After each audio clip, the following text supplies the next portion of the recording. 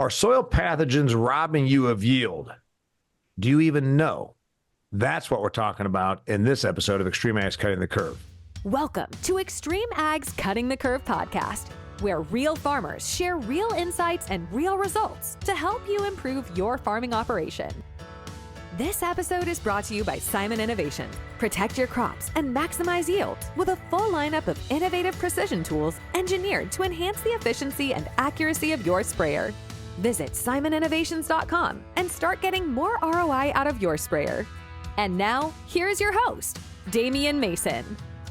Hey there, welcome to another fantastic episode of XtremeAg's Cutting the Curve. I got a great one for you today because you know what? We're talking about a hidden risk. We're talking about something that you might have going on in your farming operation and you're not even aware of it. We're talking about soil pathogens that are stealing you your yield. They're costing you money. Maybe you're treating for certain pathogens and not others that are actually where your rob is coming from. Things are better technologically, and that's why I've got Mike Tweedy on here. He's with PatternAg, a leader in predictive analytics for your agronomic purposes. And I've got Rebecca Helget. She's with Integrated Ag Solutions. She works alongside Mike Evans and Mike Wingrove and between Iowa and South Dakota, but she's really everywhere. She's got a background in soil biologicals. She now actually works with PatternAg on as well with some of their technology. And we covered this topic briefly in Iowa, and I said, we've got to get more about this. So I don't know who wants to lead off here. I think, Mike, I'm going to toss it to you. You told me in July I had a call with you, and I said, hey, Kelly Garrett here in Iowa just is discovering that they've got some problems that were way worse than they thought. And now he's dispensing Mike Evans all over the place, say, you know, good God, I didn't realize it was bad. And then you and I just stuck, and it was about fusarium specifically. So kind of take me there and give me the setup. Yeah, so the background on this is that our data science and agronomy team last year conducted studies on 30,000 commercial acres across the Midwest. So essentially what we did is we went in and tested those fields, looking at the entire biology of those fields across a very wide area. We didn't instruct the growers on what practices that they should do. They just went ahead and ran their normal practices. And then at the end of the year, we ran yield on those fields to see and specifically look at what were the hidden yield robbers that were out there. So things that they're not managing for today. And it's not because it's no more than just the fact that they don't know how bad it is, just like Kelly discovered on his farm, how bad the fusarium was. And so we compared yield, and then we looked at what were those big yield robbers. And so, for example, in corn, what we found was that fusarium was the biggest yield robber. Now, what do I mean by that? Well, we compared fields that had low levels of fusarium, and we compared fields that had high levels of fusarium. And then we looked at what were the yield differences between those. The average across those 30,000 acres was about 32 bushels loss between fields with high levels and fields with low levels. And in some cases, we saw the spread as much as 92 bushels, where growers were losing that yield potential. And the reason why that's important and why we want to bring this to light is that, one, we've never been able to really measure fusarium in the soil and look at how much was actually out there. Two, it's just assumed that the upstream seed treatment fungicide that you're putting on there is going to be enough to protect it. And that's simply not the case. The fungicide only lasts for a short period of time and then it's gone. But if you have really high levels, then it's going to have a detrimental impact on that plant. All right, Rebecca, you're in the field. You've been in the field your career. So what do? I find out. This is, by the way, I never knew this before. Kelly Garrett farms. He's a significantly forward-thinking farmer, and he's just finding out in the year 2024 that he's got yield loss to fusarium. Is it because he was too lazy to actually dispense his guys to go out and test for it, or is it because we didn't know how to test for it, or we didn't have the technology to test for it 5 years ago? Yeah, so the technology that Are you going to say he's lazy? But I asked you a question. Are you going to say Kelly Garrett's lazy? Well, no, I wouldn't say he's lazy. He's kind of my boss. I just wondered if you were going to say that. Definitely has a great team around him, always looking for the latest technology. And, we had been trying some other companies, soil testing, and with the pattern testing, it was just more actionable. The data was more actionable, and it was very clear what needed to be done. And so we started working with them this spring, went over a number of acres on Kelly's fields.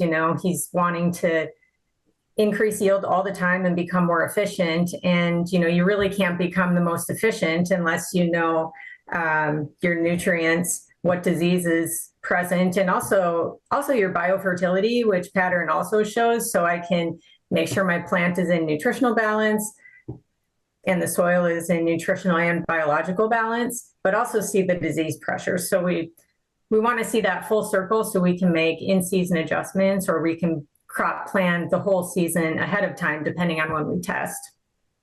Okay. So did we not have the ability, Mr. Tweedy's in the business of soil analytics. I mean, that's PatternAg's entire thing, is that, here we are now, we've got the technology to show you your risk factors, or even presence of these things in these soils that we didn't know about because we couldn't detect it beforehand. Is that what's going on with the fusarium issue in Garrett land and cattle in Iowa? Yeah. Well, sorry. Without having done a test like this before, there really would have been no way to know, right, unless symptoms were showing up in the plant. And right, just because a plant has disease pressure and is suffering because of that doesn't mean you're going to see any symptoms. For example, I could have a horrible headache and a fever right now, and you have no idea.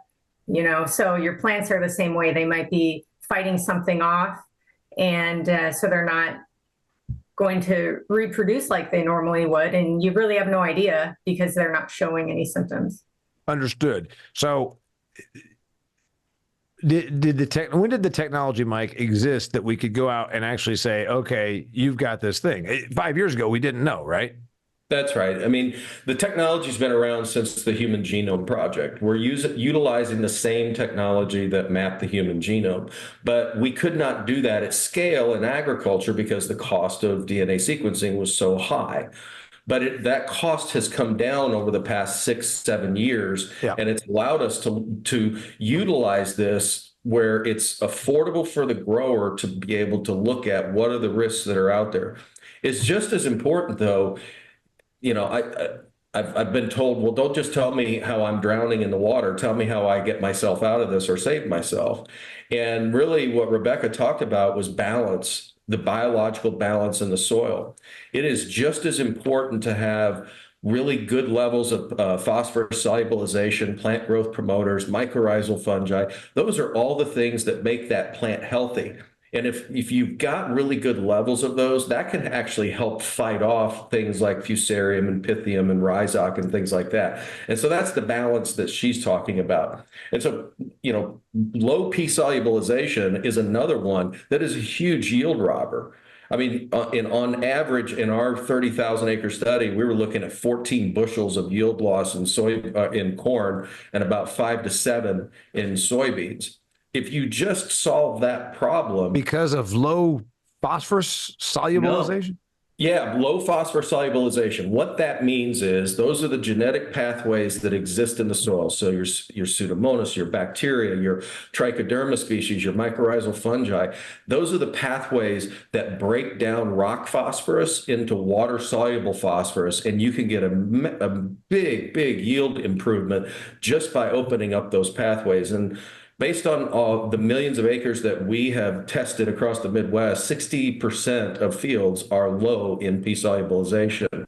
And so, again, that gets back to the balance that Rebecca was talking about. It's not just the bad stuff.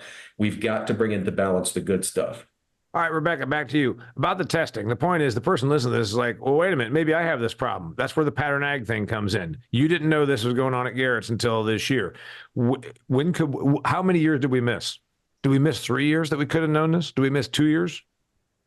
It makes me a much more motivated person financially if I say, good God, if I'd have caught this 2 years ago, that's a couple $100,000 I missed out on. That's why I'm asking the question.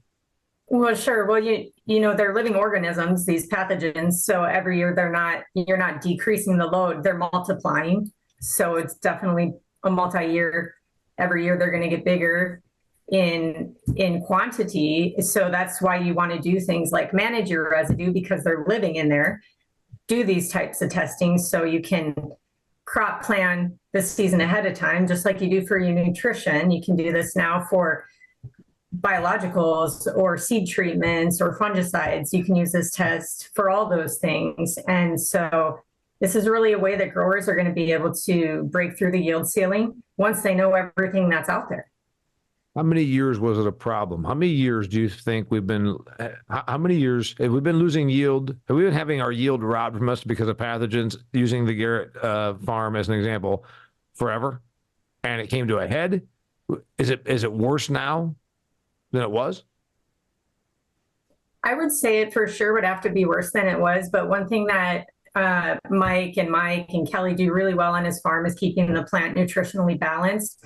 And, when you've got a nutritionally balanced plant, you have a less susceptible host to disease, no matter, the pressure that's out there. So that's one of the reasons you want to keep your plants in balance. We do things like sap testing and make adjustments in season. So, it's all about that disease triangle, your environment, your pathogen, and your host plant. And keep that disease at bay if you can keep a more nutritionally balanced plant. Okay, speaking of nutritionally balanced plant, I'm going to tell you about my friends at Nature's, and then I want to come back to you guys, and I want you to tell me about how I can prevent yield being robbed from my fields due to pathogens. Nature's is focused on providing sustainable farming solutions and helping maintain your crop's potential throughout the season. You know what? We're going to be in a down farm economy. You've been hearing about it, commodity prices, et cetera, et cetera. So you got to fertilize. You got to go ahead and nurture the plant. You've got to keep it balanced, to Rebecca's point. But you know what? You don't need to break the bank doing this. This is where Nature's can help you. Using high-quality liquid fertilizers powered by Nature's BioK, you can target specific periods of influence throughout the growing season via precision placement techniques as a means to mitigate plant stress, enhance crop yields, and boost your farm's return on investment. That's the most important thing. Go to Nature's, NACHURS.com to learn more. All right. The person listening to this is saying, okay, maybe I've got pathogen problems out here. What do I do? Who starts? Well, Mike, go start. Yeah, the discovery is the first thing. It's just like if you go to the doctor, you got to find out what's wrong with you before you can figure out what medicine that you need.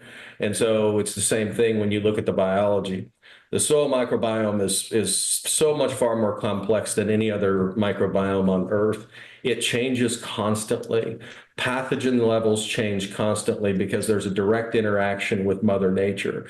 And so, when folks ask, well, how often should I be looking at this? My answer is, how often do you build a crop plan? You build a crop plan every year because your pathogen loads and the things that you're going to be protecting against yield are going to change every single year. And just like Rebecca said, it depends on the host crop.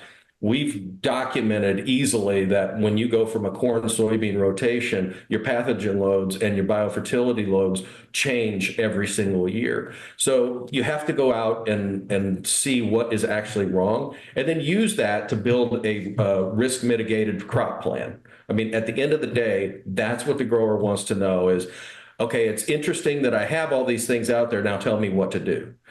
That's Rebecca, using Mike's Mr. Tweedy's example right there. So if I used PatternAg's testing and I did it 3 years ago, you're telling me, great, you better get a new test because like everything, it moves. It's a living organism. So a test from 2 or 3 years ago about pathogen activity in a given field is not up to date.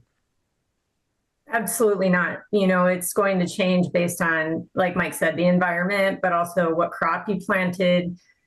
Did you use fungicides? Because we know the fungicides, they're non-selective. So they'll get rid of the bad guys, but they'll also get rid of the good guys. Now you're out of balance. So now you actually have a gateway for more pathogens to come in. So it's cyclical, right? So it's important you keep testing, especially when you have a problem, because you want to test the change over time and make sure that what you're doing is in fact making a difference positively. Okay. All right. So I find out that I've got this stuff. Is all of it addressable? Or is there some stuff like, we can help you with this and this, but you're screwed on that and on that one? Yeah, the only thing that really can't help somebody on is, if they've got heavy metals or things like that in their soil. But when it comes to just about everything out there, everything is solvable. Everything is a solvable problem. And so, for example, on fusarium, okay, great. I've got really super high levels of fusarium. What do I do with that? Well, one, you want to get beneficials in there to really balance that ecosystem. But two, you can put a really inexpensive in-furrow and fungicide out there at planting to protect that crop. And that's really what we try to inform on is, okay, what is it that we want to do? The other thing is there are risks out there that that most people don't even know about, like red crown rot in soybeans. When I go to meetings, I always like to ask, whether it be growers or dealers or whoever, who in here has heard of red crown rot in soybeans? And hardly anybody raises their hand, probably an agronomist or two. And red crown rot accounts for about 30% of fields that we've tested across the Midwest. It's a relatively new, really bad disease. I mean, it will rob yield more than soybeans or sudden death syndrome. And in some cases, according to the University of Kentucky, when it's in combination in a field with soybean cyst nematode, it could be 100% yield loss. And so understanding what that threat is out there, because what you see above ground may not be what is actually below ground. You've got to understand those things before you go in and plant that crop. You're going to spend this much money. Why not spend it precisely on the risks that are out there that are going to rob your yield? And usually that boils down to about 3 or 4 things. I know what we're talking about sounds complicated, but it's really not that complicated. Once you understand that if I just do these 3 or 4 things differently, whether that be hybrid or variety selection, trait selection, biological product placement, or crop protection, that really will have an impact to the tune of 20, 30 bushels that you're putting in the bin. You would say, obviously, you're going to spend a certain amount. Why not spend some of it on testing with testing technology available through PatternAg, so you understand what the hell you're getting into, so you know where to spend. That's your value proposition. Yeah. Your value proposition to the farmer is, why fling stuff out there shooting from the hip? Know what you're dealing with, and you can do that with a yearly test from us. That's the value proposition of PatternAg, right? Planning with a shot or with a rifle approach is much more effective than a shotgun approach. You're going to spend that money. We're not going to tell you you're going to spend more or less. We're going to tell you where it needs to be spent in order to push that yield up 20, 30, 40 bushels. Biofertility products, if you're deficient on those things, those products in and of themselves are the next 10 to 20 bushels in corn. We've proven that, in trials that we've done, we've seen as much as 30 bushels just in a pea solubilization product. Yeah. But if you don't know that threat exists, you don't know what to do about that. We inform on what to do. Rebecca, when you're talking to producers, you've been doing this, your whole career has been in this space, right? So where you made a point when we were talking about your dad. My 70-year-old dad needs communicated about this. Is a 70-year-old farmer open-minded to this sort of testing, or did he say, "Oh, that's all ridiculous"? You talked about biologicals. Oh, that's all snake oil. This seems to me like bioanalytics. I would want to know my risk factor, and then boom, I would address it. It seems to me that this is where we should take our next, before we make any spend, it should be on what? Yeah, well, depending on the age of the grower, I get both of those responses by any age of a grower, so it doesn't matter. But the pattern reports are very, very simple to read, and the takeaways are very actionable. Especially, you'll be working with a dealer to walk you through that anyway. And so it really makes the decision making easy. So Mike mentioned the biofertility, and that really goes hand in hand with the pressure panel, because a lot of those microbes, the majority of them that are in those products they have multiple benefits. So you think about species that solubilize phosphorus. Well, they also are defensive against pathogens too. So they have multiple benefits. So it's I always promote diverse species biological for a number of reasons, but there's some really cool technology out there now where you can get protozoa in your products that help rebalance the bacteria to fungal ratio in the soil, and also phages in there that are actually viruses that go in and consume harmful bacteria in the soil. So there's technology out there that people just don't know about yet. And you can find out more if you get tests like these and see what you actually need. Then you can actually select the right biological for your field versus just trying something on every field and then having it work 50% of the time and you don't know why. So the person that's listening to this, we asked the question up front, are soil pathogens robbing you of yield? There's going to be a bunch of, we've all dealt with, customers before. They're going to say, yeah, I don't have that problem. I don't even need to take that test. I don't have that problem. I know I don't have that problem. What do you say to them? Well, my response is, how do you know? Number one. And, I generally don't try to be, confrontational with somebody who's very resistant. I just said, when you do want to learn about what's happening out in your soils, both from a physical, chemical, and biological perspective, we can give you a 360-degree view. Yep. One of the things that I try to start a conversation with too is on things like compaction. I could meet a grower where their headspace is and they're thinking about today compaction and nutrition. But compaction, according to our results, growers are losing on average about 12 bushels of soybean due to compaction and anaerobic conditions. And, we can go across that field. We can tell you exactly where the compaction is, how deep it is, and then plug that into a script where the equipment can just go, automatically go into depths to break those things up. So it's not one thing or it's not another. It's a collective of all of those things that have an impact. So, pathogen loads can be the difference between a yield of 150 bushels of corn and 220 bushels of corn. But you can also get that, the additive effect of things like compaction. By the way, Rebecca, Mike Tweedy says, I don't want to be confrontational with somebody.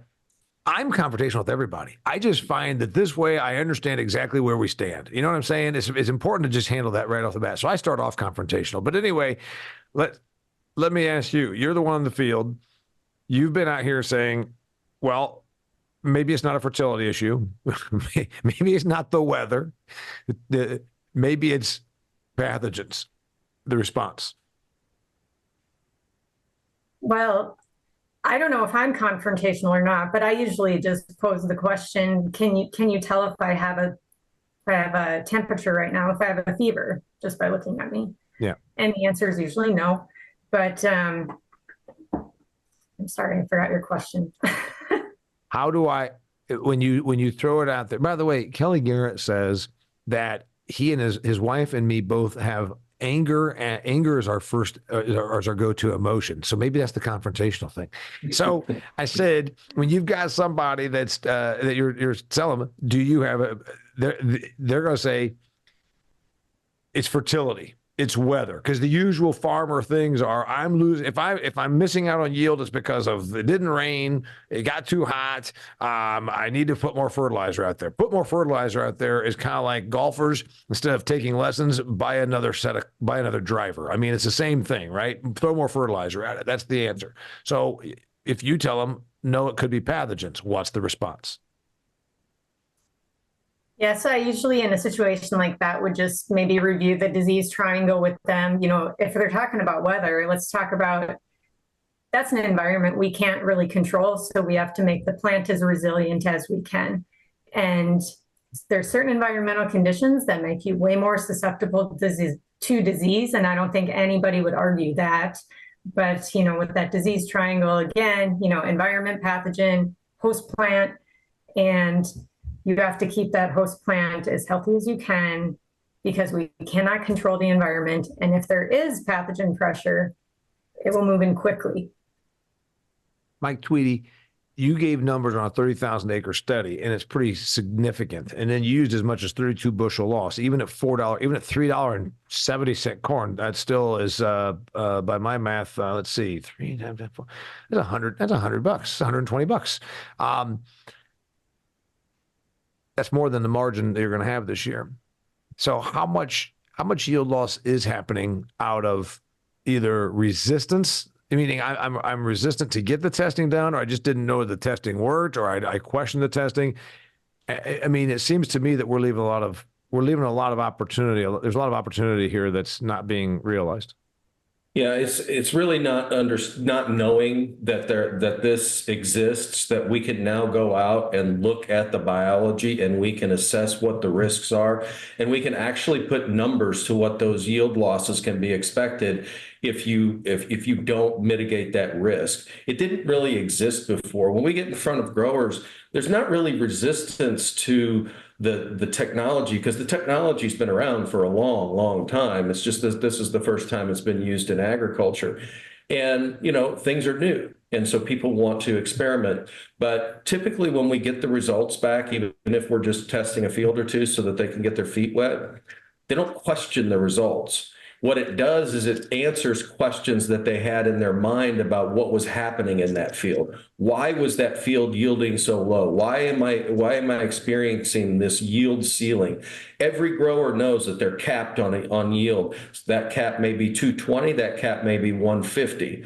But what we can do is we can show them where they're getting capped, and then put steps together in a really prescriptive crop plan, easy to understand, to blow through that yield ceiling. So they have to experience it. Yeah, so you're not everything. I mean, we're not out here telling you, oh God, your fields are dying and here's why. I mean, if it sounds too good to be true, there's a lot of fields that are probably just fine, but there's also an opportunity. There's, Kelly talks about low-hanging fruit. Rebecca, tell me about a time when you looked at something like when you look at Garrett's farm, where's the low-hanging fruit? Well, are they missing on 32 bushels? Are they missing on 32 bushels that can easily be rectified with a fungicide treatment at time of planting? Well, they do a fungicide. They already use a fungicide at time of planting, don't they? Right. So when we saw those numbers this year, yes, there's methods you can take that are traditional fungicide.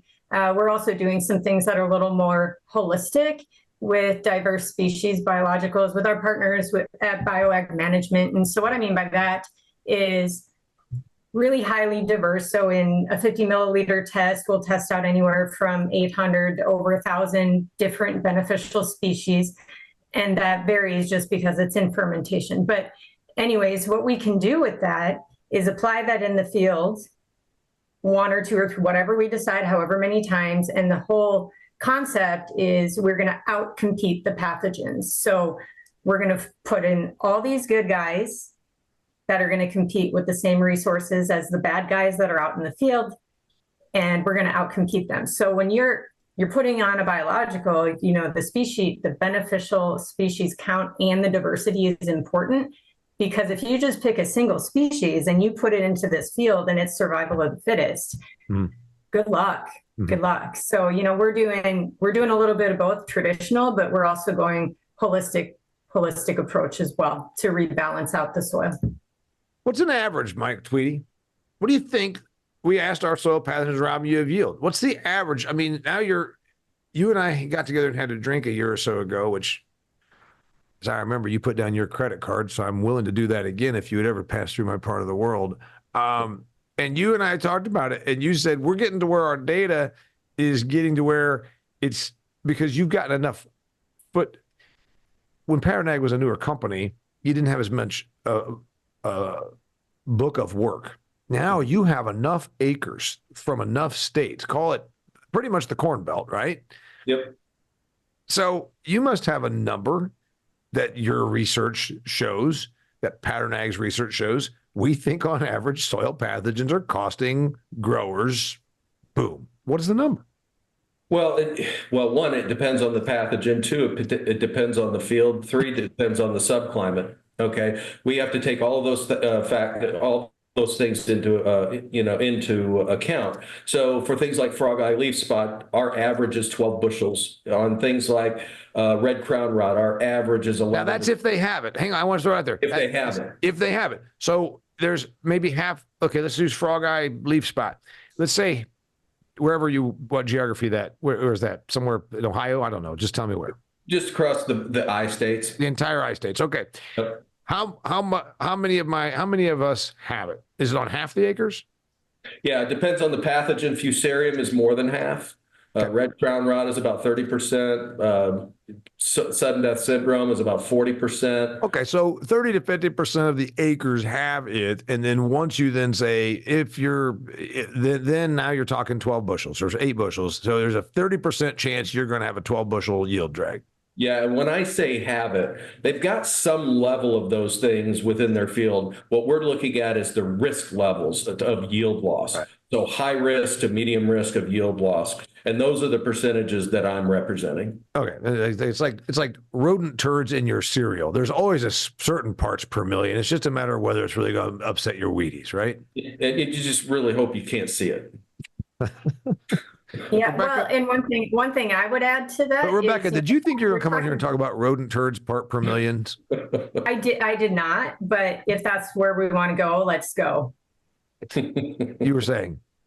Yeah, I was just going to add to that. We've been talking about single diseases on fields, but typically when we get a test back, there's 3, 4, Layers. 5, 6 different diseases that we're looking at. So it's not just one threat, there's multiple. Yeah, so when you layer things together, that's the other one from the average standpoint. It might be you only have a 20% chance of this and a 48% chance of this, but if thrown together, do they cumulatively end up? Yeah.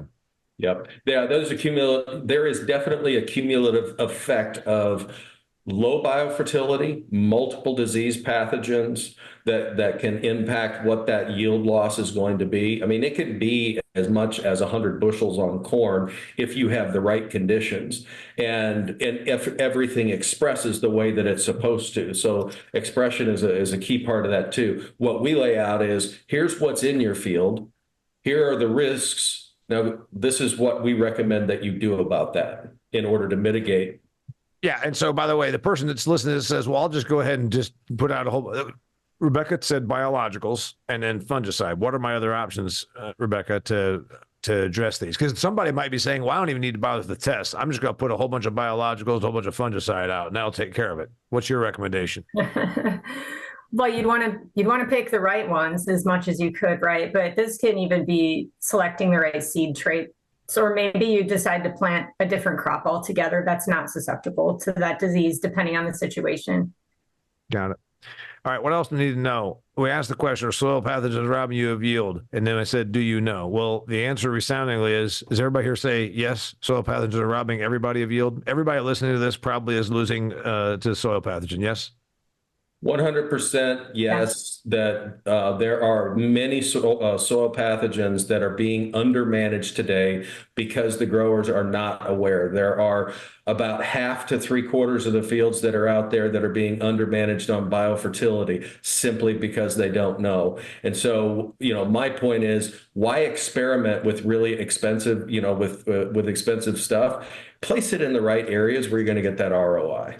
Especially when you're dealing with commodity prices where they are, every dollar counts. But yeah, so I think precision placement. And this also ties right into, Rebecca, doesn't it? Environmentally, let's not just be flinging stuff every which way. From the standpoint of the dollars and cents of the economic and the environmental reasons, you would think now is the time you want to do the testing and then absolutely have a prescriptive approach to mitigation. 100%.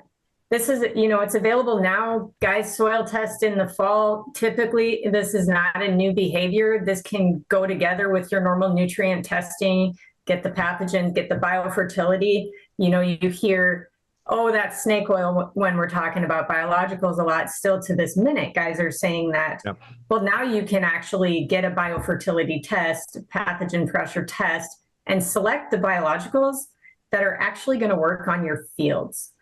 And we've never been able to do that before. And I just don't know why you wouldn't use a test like this to select the products you're going to use. I'm going to leave it right there. I asked the question at the beginning, are soil pathogen robbing you of yield? Mike Tweedy says, yes, absolutely. Rebecca Helget says, yes, absolutely. I said, do you know? We think that a lot of people don't know, but they could. And that's why they're tuning in here to listen to XtremeAg's Cutting the Curve. If you've enjoyed this, share it with somebody that can benefit from it. Remember, we've created hundreds and hundreds of these podcasts called Cutting the Curve, also hundreds of videos done on site at the guy's farm. Sometimes they just shoot it right there. Sometimes I'm with them at things like their field days. You can learn a lot from us, a lot from these guys, and I really am glad you're here. Also, if you become a member for $750 a year, you can join us on a monthly webinar. You can also watch the whole library of webinars. You also, for $750 a year, get exclusive offers from some of our business partners, like, for instance, Nature's. That's right. I just talked about Nature's, the fertility company. That's right. They paid your way to Commodity Classic the last 2 years, if you were a member. And then also you get direct access to the guys. You can call up guys like Kelly and say, hey, I need to learn a bit more about this. And you also get the data at the end of the year from all the trials they're doing. That's right. For just $750 a year as an XtremeAg member. Till next time, think about being a member. Thanks for watching us. Rebecca, you're awesome. Mike Tweedy with PatternAg, thank you for being here. Rebecca with Integrated Ag Solutions, thanks for being here. Thank you. Thanks. You bet. You're awesome. So next time, thanks for being here. I'm Damien Mason, and this is XtremeAg's Cutting the Curve. That's a wrap for this episode of Cutting the Curve. Make sure to check out XtremeAg.farm for more great content to help you squeeze more profit out of your farming operation. Cutting the Curve is brought to you by Simon Innovations. Don't let your sprayer's limitations hold you back. Visit SimonInnovations.com and upgrade your sprayer's capabilities now.